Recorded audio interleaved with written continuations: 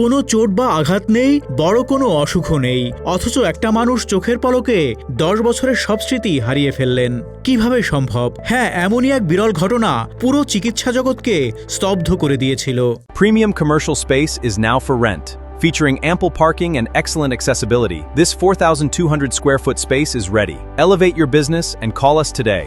2019 সালে অদ্ভুত ও অবিশ্বাস্য ঘটনাটি ঘটেছিল হংকংয়ে। একজন নারী প্রতিদিনের মতোই টয়লেটে গিয়েছিলেন। যখন তিনি বাথরুমের দরজা খুলে বাইরে বের হলেন, ততক্ষণে তার জীবনের শেষ 10 বছরের সব স্মৃতি মাথা থেকে বেমালুম হারিয়ে গেছে। সামনে দাঁড়িয়ে থাকা স্বামী ও সন্তানদের দেখেও চিনতে পারলেন না তিনি। এমনকি নিজের চেনা ঘরবাড়ি দেখেও আঁতকে উঠে বারবার প্রশ্ন করতে লাগলেন, আমি কোথায়? এই অচেনা মানুষগুলোই বা কারা? অথচ দিব্যি সুস্থ একজন মানুষ। ঘটনার দিন সকালে ঘুম থেকে উঠে বাকি দিনগুলোর মতোই স্বাভাবিক কাজকর্ম করছিলেন সেই নারী।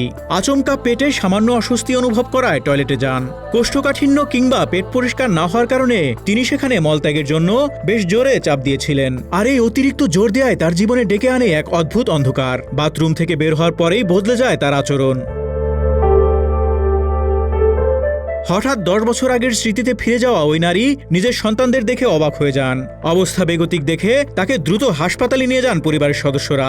সেখানে চিকিৎসকরা তার মাথার এমআরআই, সিটি স্ক্যান সহ সব নিউরোলজিক্যাল পরীক্ষা করেন। কিন্তু আশ্চর্যের বিষয় হলো, রিপোর্টে কোনো ব্রেন টিউমার, স্ট্রোক কিংবা অভ্যন্তরীণ রক্তক্ষরণের চিহ্ন পাওয়া যায়নি।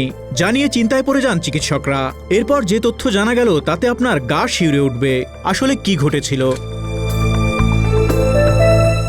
সেদিন গবেষণা শেষে এক হাড়হিম করার সিদ্ধান্তে পৌঁছান চিকিৎসকরা। তারা বলেন, বাথরুমে বসে পায়ুদ্বারে অতিরিক্ত মাত্রায় জোর দেওয়ার ফলে তার মস্তিষ্কে রক্ত ও অক্সিজেন সরবরাহ সাময়িকভাবে থমকে গিয়েছিল।